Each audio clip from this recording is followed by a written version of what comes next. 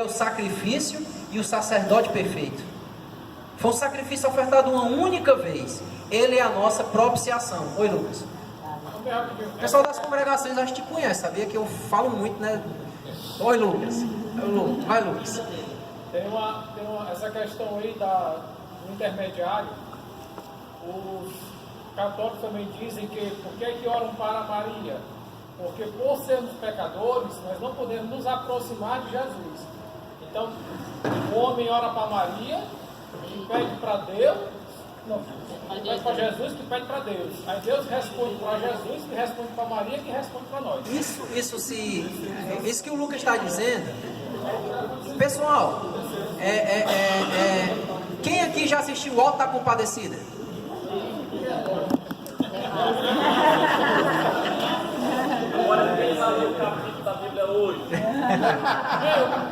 Eu tô aqui usando esse filme que foi de muito sucesso, mas uma das últimas partes do filme, ó, é que tá lá o João Grilo, o João Grilo tá lá, né?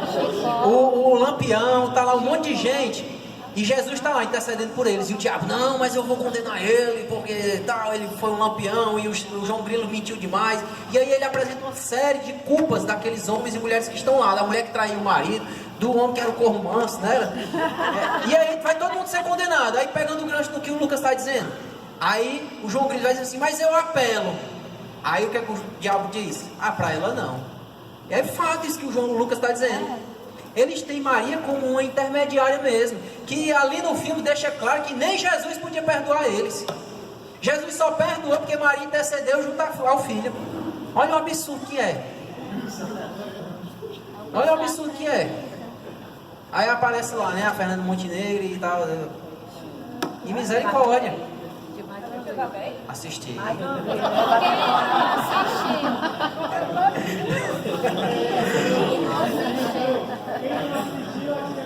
Quem não assistiu que vem atire em mim a primeira pedra. Pessoal, vamos aqui, ó. Olha, a palavra propiciação nos traz a imagem de um sacrifício de Jesus. A propiciação, olha os benefícios da propiciação, ó. Ela aplaca a ira de Deus. Como eu disse, é um juiz que tinha motivos para nos condenar. Olha, não saiam daqui, porque eu estou toda hora dizendo que Deus é um justo juiz que poderia nos condenar. Não fiquem pensando que Deus vinha só para nos condenar, não. É porque a justiça também faz parte do caráter e da natureza divina. A justiça também. Deus não é só amor, não. Ele é tanto amor como é justiça. Tá certo? Então a propiciação ela vem aplacar. No Antigo Testamento, essa ideia de aplacar de aplacar a ira divina aparecia nos sacrifícios de animais oferecidos a Deus. Eram sacrifícios oferecidos para satisfazer a justiça de Deus. Outra bênção da propiciação, ela cobre os nossos pecados. Ela cobre, esconde, passa por cima. Sabe? Vamos aqui, pessoal. O verso 3. João aqui agora ele vai fazer mais uma vez um paralelo sobre o verdadeiro cristão. Ele tem que ter o verdadeiro conhecimento de Deus. Olha o versículo 3, diz assim: e nisto sabemos e o conhecemos, se guardamos os seus mandamentos. Você quer saber, meu irmão, como é que nós podemos identificar uma pessoa que conhece a Deus? Se ela guarda os mandamentos. Ela pode até conhecer de cor e salteado os estatutos, os princípios, mas se não guarda, essa pessoa não conhece a Deus. Aquele que diz eu o conheço e não guarda os seus mandamentos é mentiroso, e nele não está a verdade. Mas qualquer que guarda a sua palavra, o amor de Deus está nele verdadeiramente aperfeiçoado. Nisto conhecemos que estamos nele. Aquele que está nele também deve andar como ele andou. O verdadeiro cristão tem o verdadeiro conhecimento de Deus. Esse verbo sabemos nos fala de algo que fica evidenciado, bem visível na pessoa. Quem conhece Jesus assume um compromisso com ele a sério. Qual é o compromisso a sério que as pessoas que conhecem Deus devem ter? O que eu acabei de dizer, eles guardam os seus mandamentos. João está ensinando que não adianta ser somente ouvinte, da mesma forma que Tiago ensinou. A pessoa que diz conhecer Jesus deve guardar os seus mandamentos. Nem todo aquele que diz Senhor, Senhor, entrará no céu, mas aqueles que guardam e cumprem a vontade do meu Pai, os seus mandamentos, os seus princípios, as suas palavras. A segunda característica do verdadeiro cristão: anda como Cristo andou. Aquele que diz que permanece dele, esse deve também andar como ele andou. Nós devemos ter em Jesus o nosso referencial de vida. O nosso patamar de santidade não pode ser o da Irmeliane, não pode ser o do Felipe, não pode ser o meu, é o de Jesus. Nós devemos ser imitadores, não do pastor Valtinho, não dos apóstolos, não do Hernandes Dias Lopes, não do Augusto Nicodemos. O nosso padrão tem que ser Jesus. Tá? O verdadeiro cristão, ele anda como ele andou. Andar como Cristo andou é colocar a nossa vida à disposição dele e aceitar as modificações que ele deseja fazer. Olha aqui, ó, o verdadeiro conhecimento gera estilo de vida, identidade. E a identidade almejada é a identidade de Jesus. Nós vamos falar agora que o verdadeiro cristão, pessoal, a nossa apostila, ela faz uma distinção. Mas eu acho interessante a gente permanecer com isso na cabeça. Olha o verdadeiro cristão, o que é que ele tem que lembrar? Do novo mandamento, que na verdade é antigo. Porque João vai dizer assim, ó, que traz o novo mandamento, copiando até as palavras de Jesus: o novo mandamento vos dou, que vocês se amem como eu vos amei. Aí João aqui vai dizer o seguinte, olha, o novo cristão, ele deve conhecer esse novo mandamento, que é o que? Versículo 7 e 8. Irmãos, nos escreva um novo mandamento, mais um mandamento antigo, que desde o princípio tiveste. Esse mandamento antigo é a palavra que desde o princípio ouviste. Outra vez escreva um mandamento novo, que é verdadeiro nele e em vós, porque vão passando as trevas e já é a verdadeira luz. Esse novo mandamento é aquele que lá atrás foi apontado. Levítico, ele sempre, no capítulo 19, quando nós formos ler o Pentateuco, também Deuteronômio, nós sempre vamos ver na lei, pessoal, Deus mandando nós termos compaixão do nosso próximo, amar o nosso próximo. A diferença, a apóstola até vai fazer uma distinção, é que no princípio, dizia assim, ó, amai o próximo como a si mesmo. Então o meu parâmetro de amor pelo Ivan é igual como eu me amo. E se eu não me amar? Eu não amo o Ivan.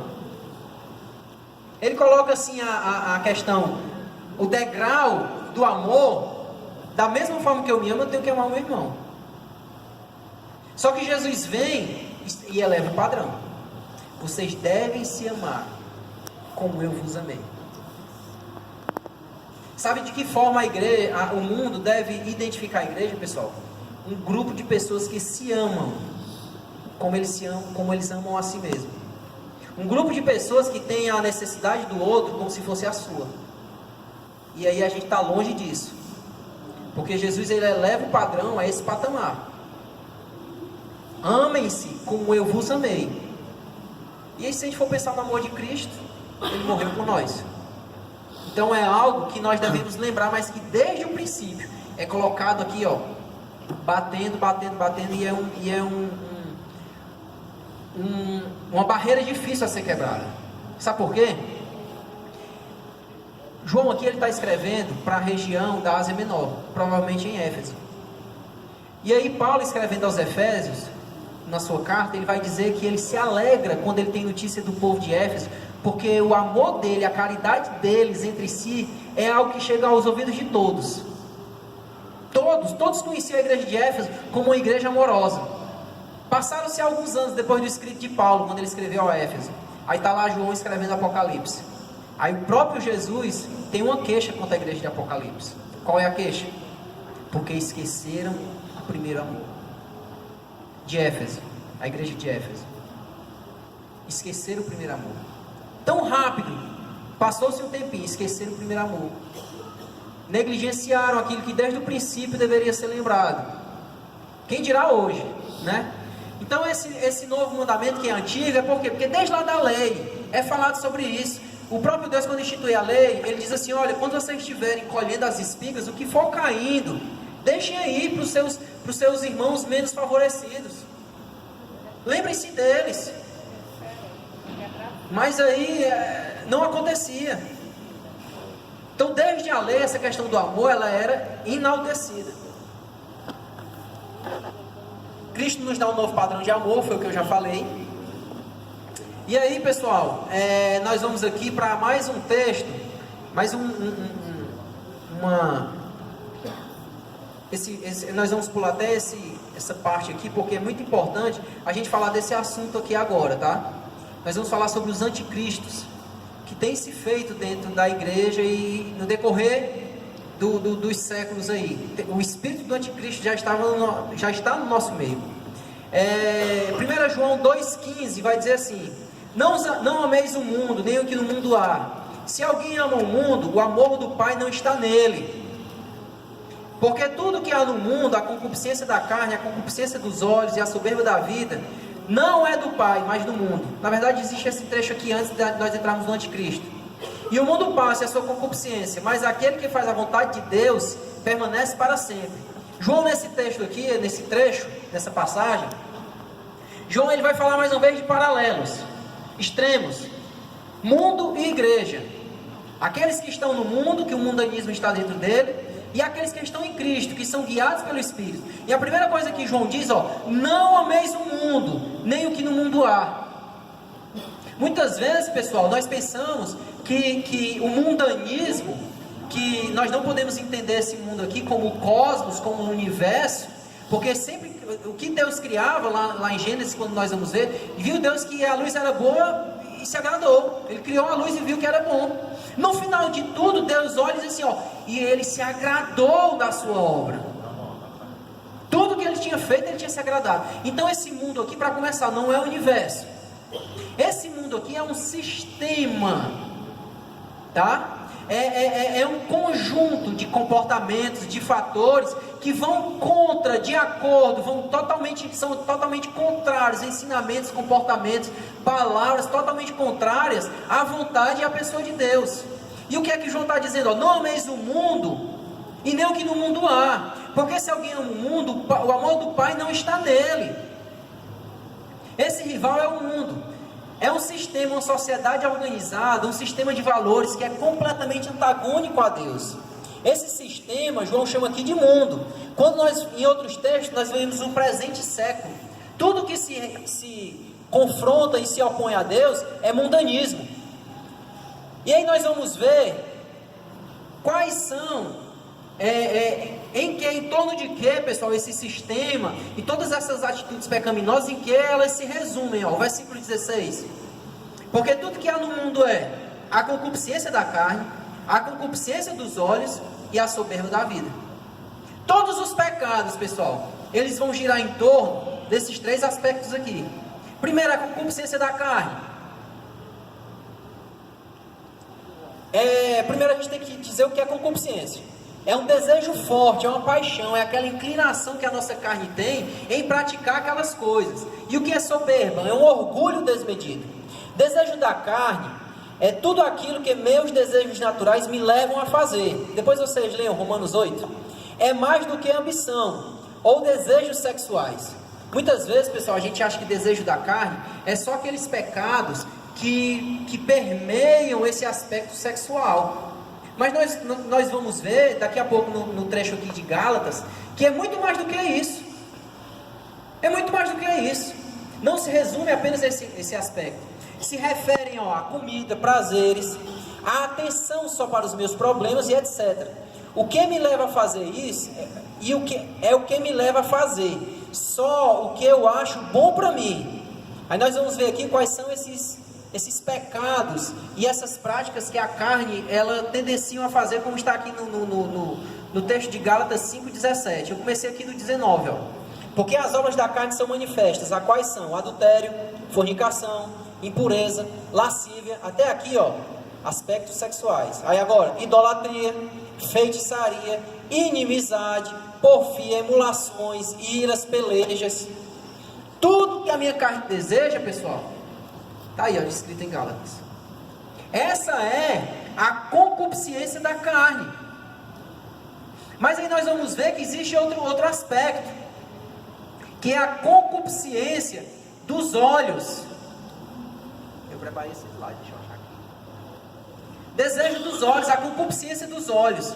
É uma felicidade baseada em coisas que podem ser compradas e desfrutadas. Um exemplo muito claro disso é alguém que se mete em dívidas incríveis para ter muitas coisas que são supérfluas. Desejo dos olhos é aquilo que, tudo que eu vejo eu desejo. João está combatendo isso, porque é mundanismo. As pessoas do mundo, elas se baseiam por essa regra. O que é atrativo aos meus olhos, eu desejo. Aí João pega e diz assim: olha, se algo que te atrai e te afasta de Cristo, deixa. É concupiscência dos olhos. É você desejar aquilo que você não pode usufruir. Rapaz, o fulano de tal ali é tão bem de vida, eu queria ter aquilo que ele tem. Soberba dos olhos. Assim como Eva viu o fruto lá no Gênesis. Primeiro a soberba da carne, e nós vamos até ver isso daqui a pouco, que desde lá do Gênesis o pecado gira em torno disso. A soberba da carne, a concupiscência da carne, a concupiscência dos olhos. Desejou Eva, viu que o fruto era bom para ser comido. E a soberba da vida. O diabo vem e diz assim, ó: se vocês comerem, vocês serão como Deus. Tudo gira em torno disso, até hoje, tá? A soberba da vida é o profundo desejo de impressionar os outros. É aquela pessoa que quer brilhar. Todos têm que notar o que ela faz e o que ela é. Tem que ser admirada. É aquela pessoa soberba, arrogante. Paulo, ele vai falar em uma das suas cartas na jactância. A jactância é quando eu tenho algum aspecto na minha vida que eu me destaco. Pode ser espiritual ou intelectual, mas eu me orgulho em que as pessoas digam assim: eita, lá vai um profeta de Deus. Eita, lá vai aquele teólogo, aquele conhecedor. Isso é soberba da vida. Isso tudo é soberba, sabe? É que aquela pessoa que diz assim: rapaz, eu sou amigo do fulano de tal, só porque o fulano de tal tem dinheiro. Aí os amigos menos ricos deles, mais simples, ele nem lembra que é amigo. Ele não faz nem questão de dizer para os outros que é amigo daquele cara, porque ele é soberbo. Ele quer mostrar para as pessoas aquilo que ele não é. Olha aqui, ó, tem até na sua apostila esse quadrinho aqui que eu fiz, ó. Todos os pecados, pessoal, página 52, todos os pecados eles vão girar em torno disso, desde lá do Éden, ó. Desejo da carne, eles viram que era bom para comer. Gênesis 3:1. Jesus,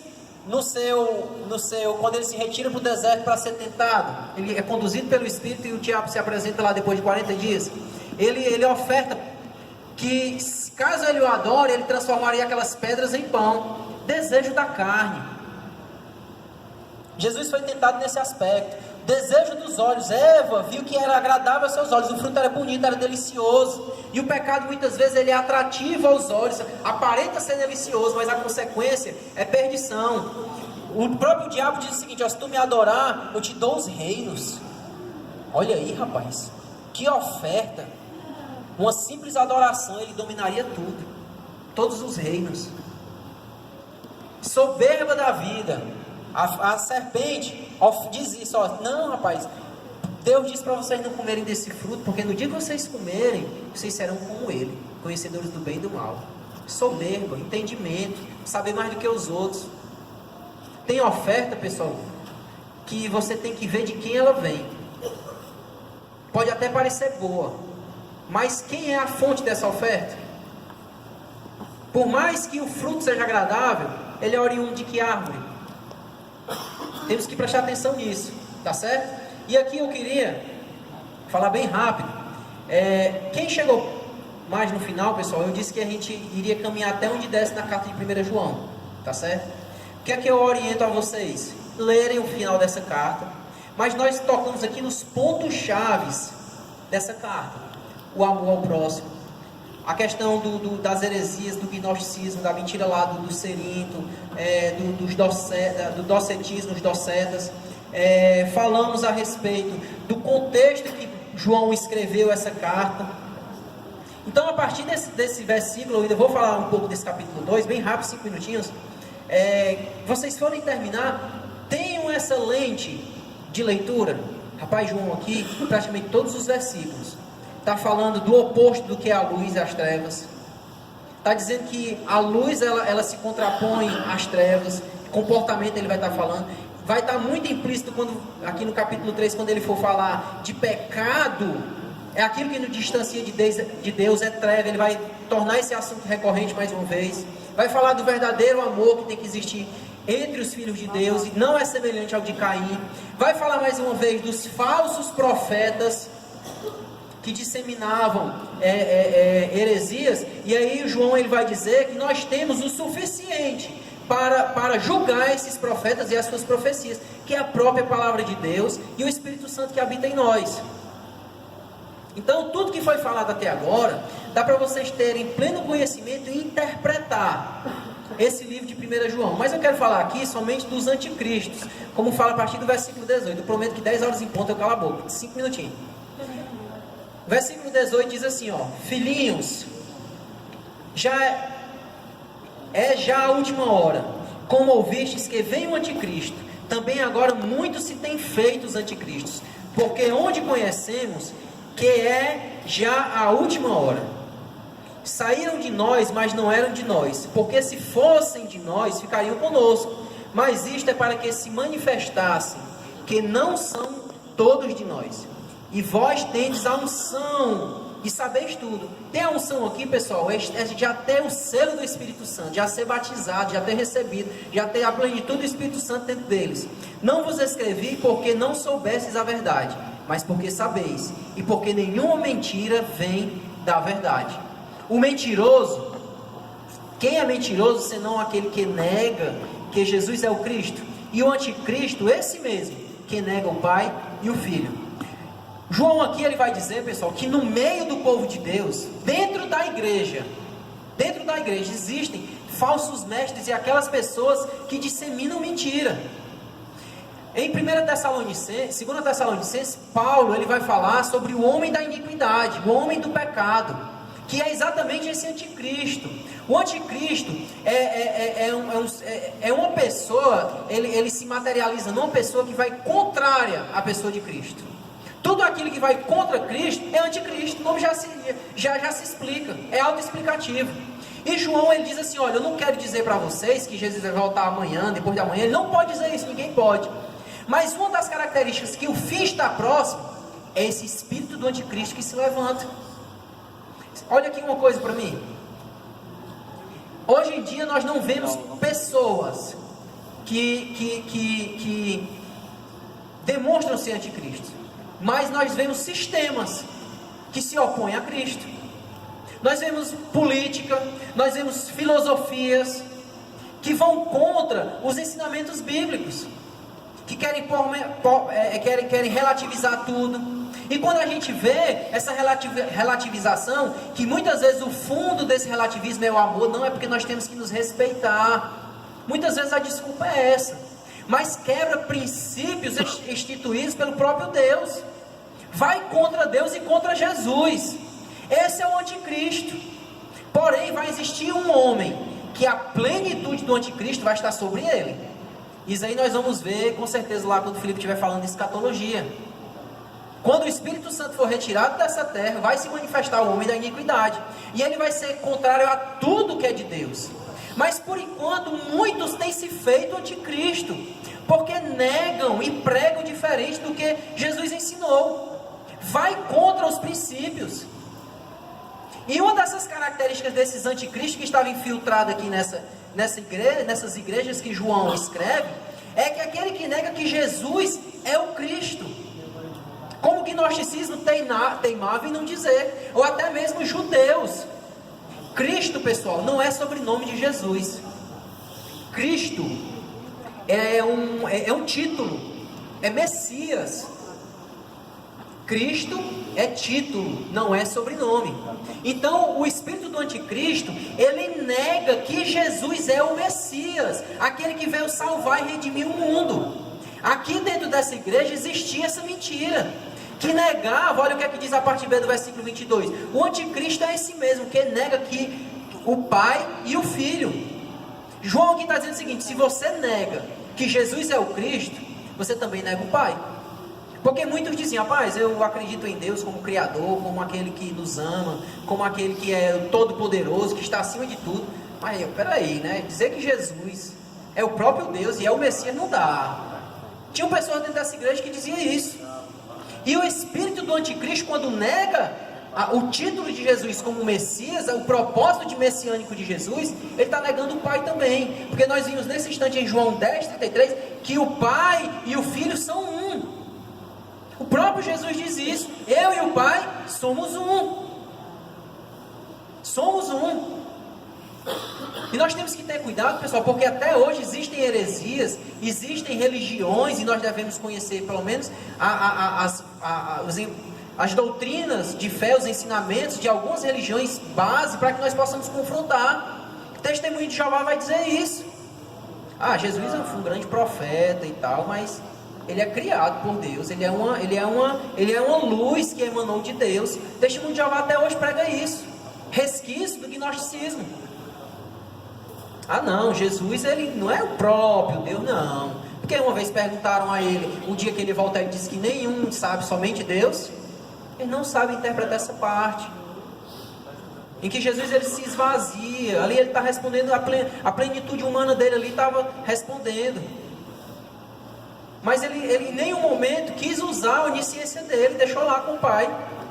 Mas estava ao seu alcance. Bastava ele dizer, agora eu quero. Mas ele não fez isso. Porque senão o sacrifício dele era ineficaz. Porque era necessário que um como eu e você morresse por nós. Porque era muito fácil se a morte de Cristo fosse que nem os docetas diziam. Rapaz, Jesus não sentiu nem dor no momento da crucificação, porque ele é Deus. O corpo dele é nessa matéria. Aí seria muito bom. Mas não, ele se fez um como nós.